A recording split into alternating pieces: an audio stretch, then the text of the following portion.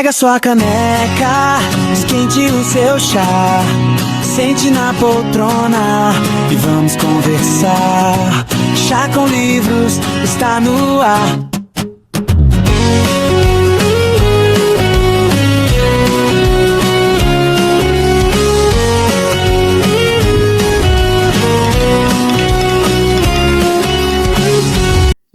Bem-vindo a mais um Chá com Livros, esse programa onde a gente sempre traz aqui na nossa Rádio Literária Mais uma escritora, uma leitora, uma mulher literária para bater um papo aqui com a gente, falando de livros, de literatura.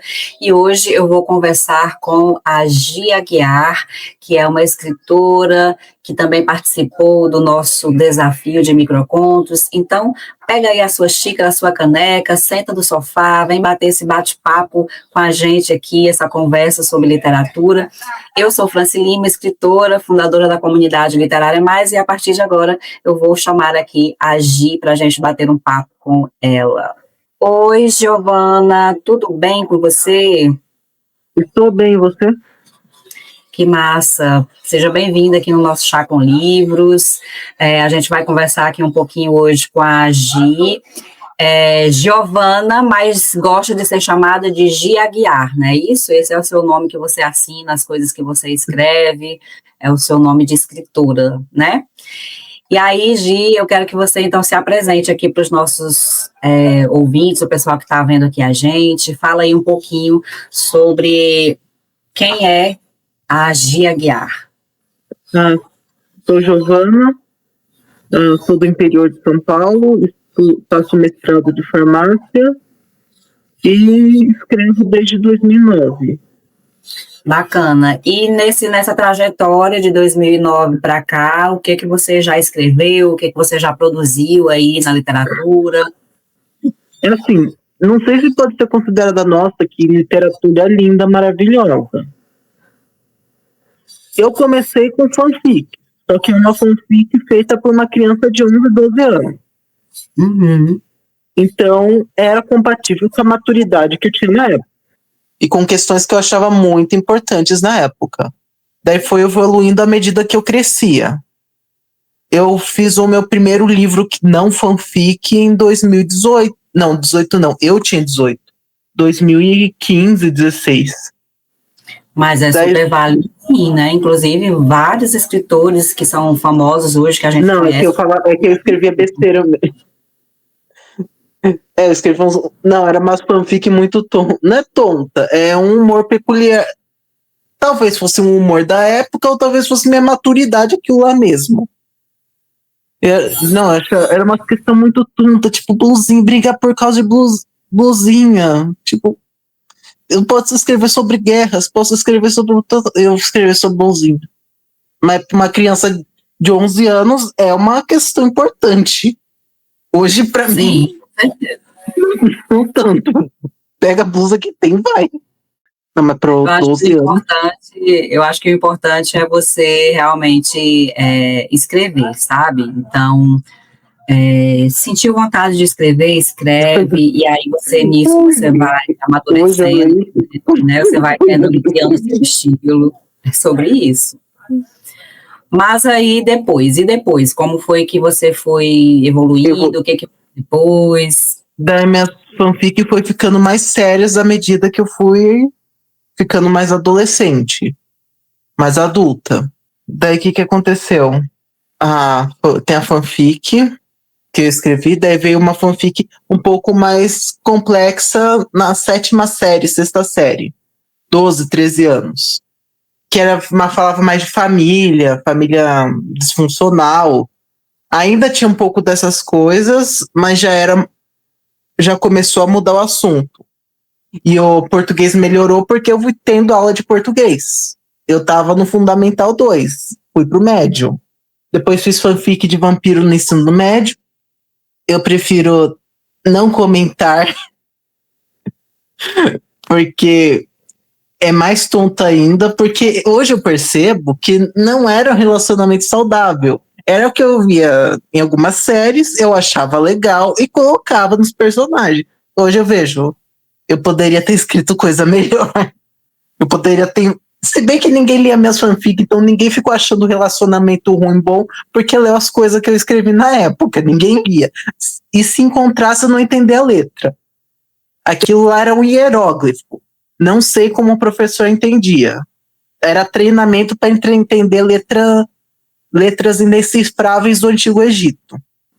E aí, você tem um livro hoje que é um romance, né? Que é o livro Fofocas de uma Ceifadora. Então, sobre o que é que fala esse livro? Qual é quem são as personagens? Quem é essa ceifadora? Por que esse título? Então, eu fiquei curiosa. Então, fala aí um pouquinho pra gente sobre ele.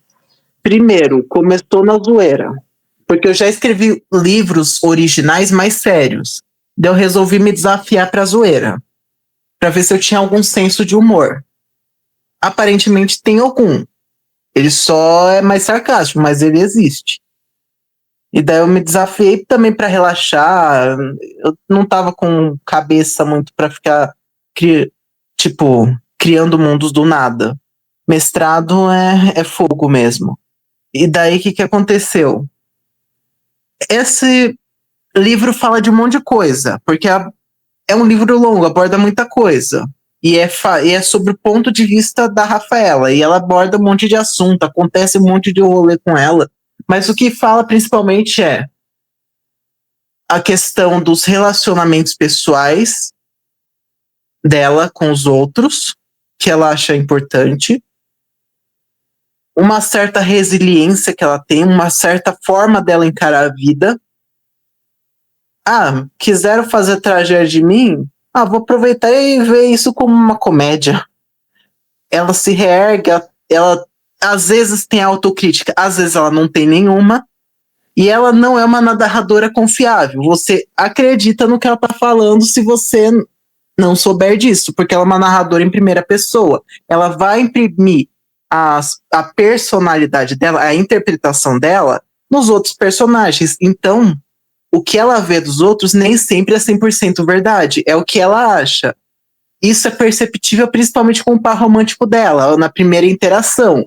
Porque o cara é um estoico, o cara não ia perder tempo pra fazer graça com ela, pra ficar zoando dela. Sim, mas ela é sarcástica, ela é debochada, então ela acha que ele está debochando dela, sendo que a debochada ali era ela. Ela tava projetando a própria personalidade nos outros. E ela também tem diferenças culturais com ele, diferenças deles serem coisas diferentes. Então, o que, por exemplo, um vampiro te chama de pálida. O vampiro não tá te xingando, provavelmente. Pra ele é o ápice do bom gosto, que significa que você não se expõe ao sol, você tem noção. Mas ela não entendeu assim. É pra você ter uma ideia. Entre os desentendimentos, os relacionamentos, como que ela sobrevive ao Luiz, nem ela sabe. O Luiz é como se ele fosse um alívio cômico, alguns chamam ele de coprotagonista. Eu chamo ele de terceiro personagem mais importante. Ele é um alívio cômico, ele é o primeiro personagem cômico que eu fiz exatamente para ser cômico, e ele é o leitor no meio da obra, porque ele é um fanfiqueiro dentro de uma fanfic. Ele é um personagem, de certa forma, uma metalinguagem em forma de personagem. Entendi.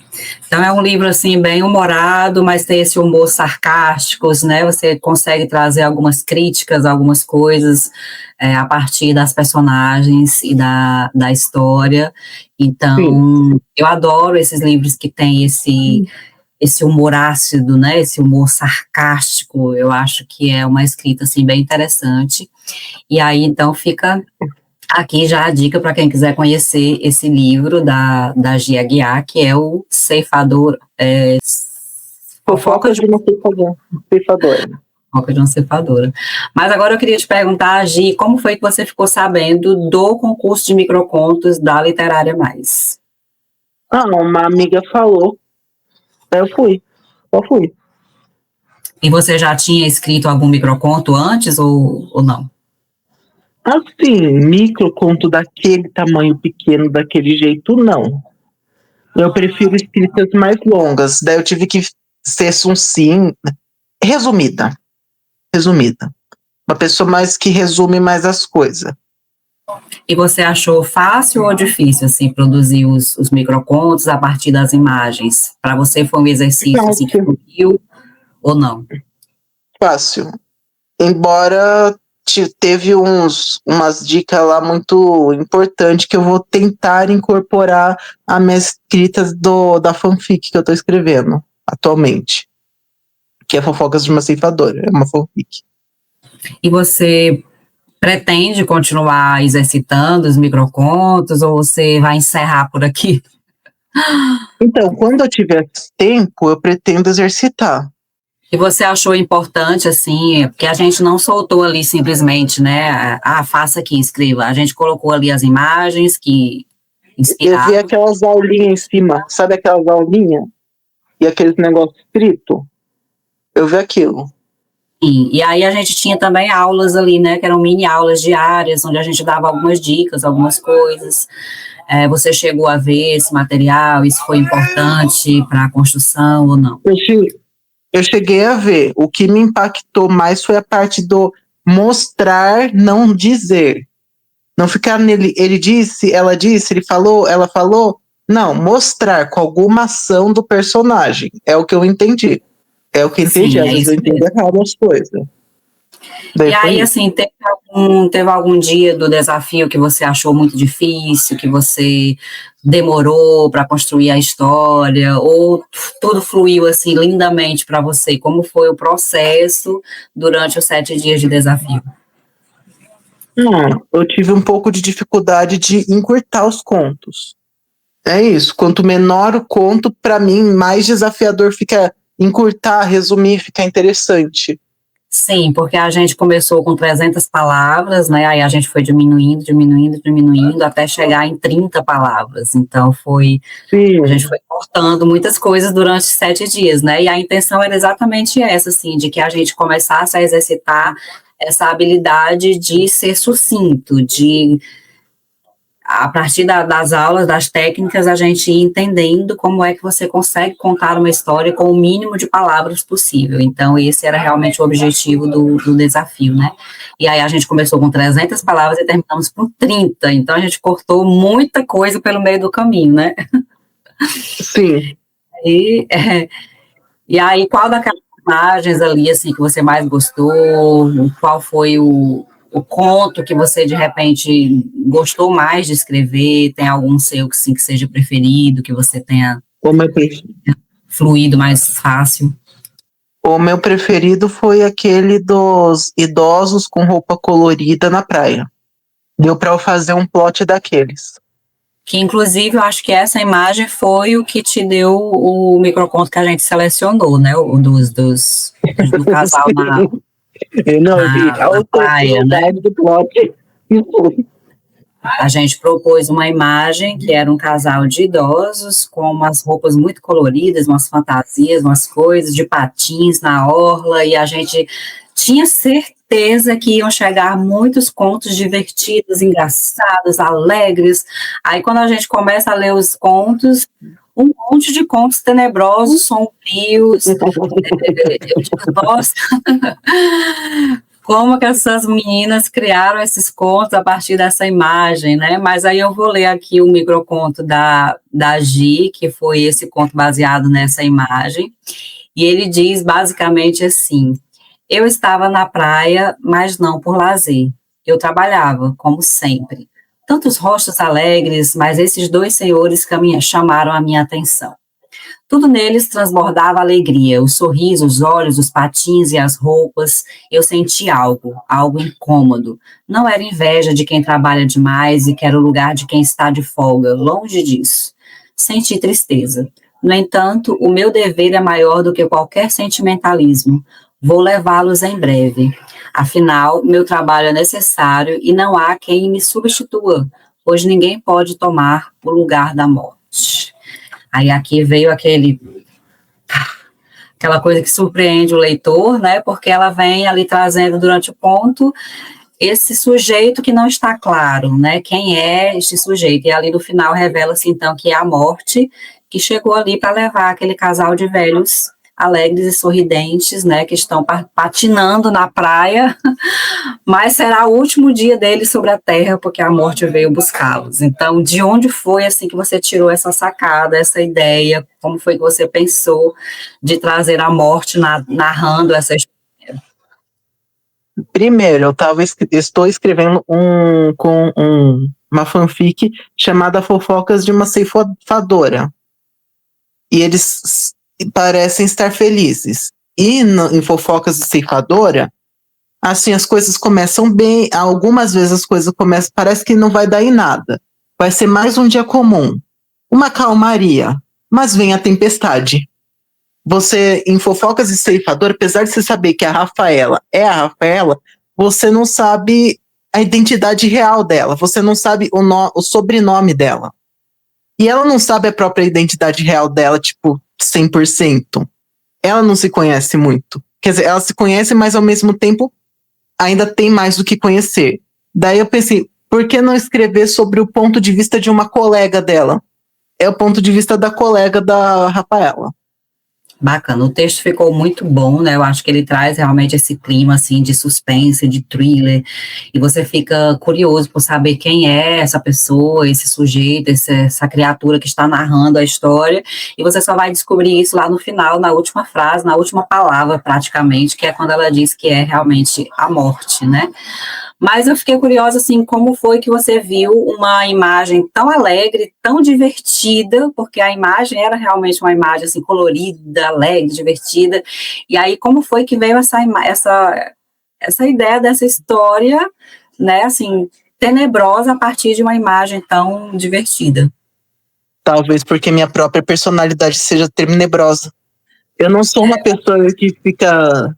Uma pessoa cheia de ficar com roupa colorida, cheia dos risinhos. Não sou.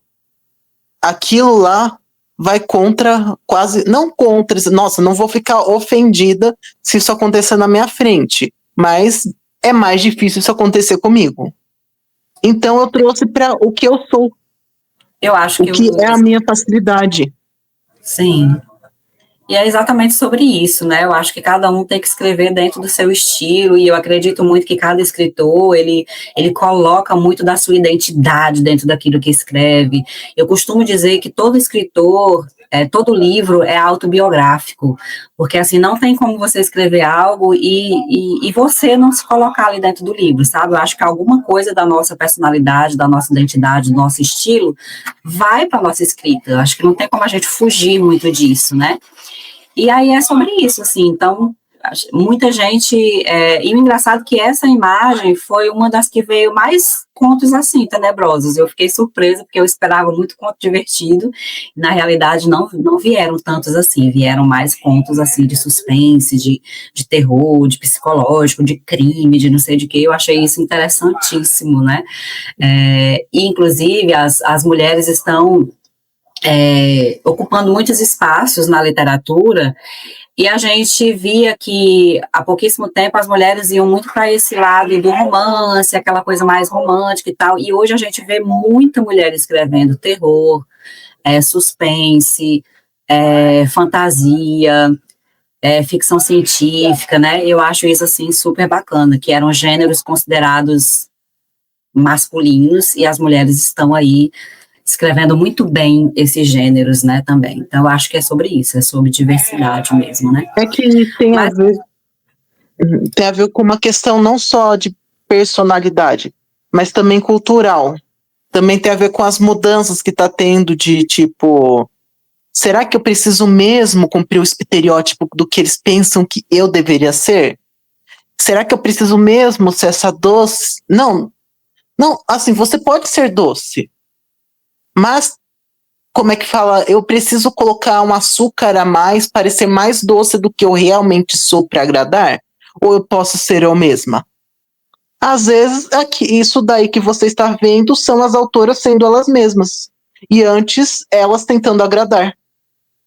Exatamente. E é exatamente isso que a literatura propõe, né? Que as mulheres realmente se libertem e sejam aquilo que são de verdade, escrevam o que quiserem escrever, e que não estejam aí preocupadas com o que vão achar, com os julgamentos, porque muitas vezes a gente fica preocupada, né? Nossa, mas será que eu posso escrever isso? Será que devo escrever isso? Será que vão gostar disso?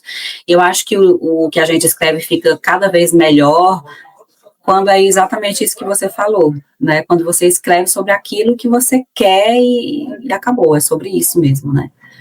Então, acho que as mulheres estão passando exatamente por essa transformação de se enxergar mais, de se conhecer melhor e de fazer as coisas que estão a fim de fazer. Eu acho isso importante, né? Importantíssimo mesmo. Mas me fala agora sobre, tem algum projeto novo, tem alguma coisa que você já está planejando, além desse livro, tem alguma coisa que você já está escrevendo ou gostaria de escrever daqui a algum tempo? Então, a gente queria saber um pouquinho aí sobre os seus projetos futuros. Primeiro, eu vou terminar esse livro. Não sei quando, mas eu vou. Eu pretendo terminar. Não parar o projeto pela metade.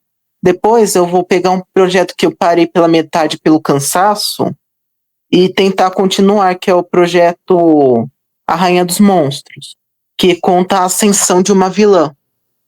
Como ela se tornou a vilã que ela se tornou. Entendi.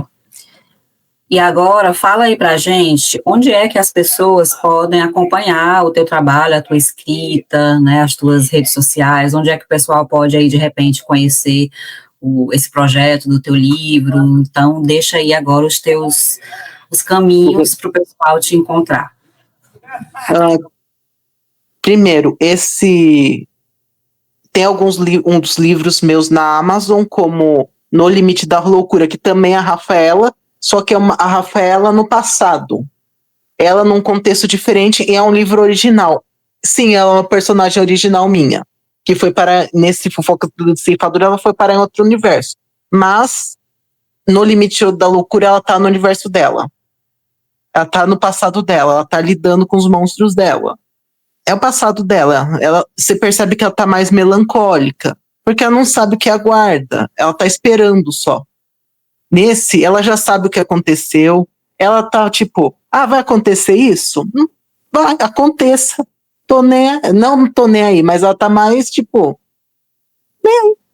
não é um nem aí, é aquele menos, sabe, melancólico, angústia, como se ela tivesse aceitado mais, entendeu? Aceitação, acho que é a palavra certa. Enquanto outra, ela ainda tá processando as coisas.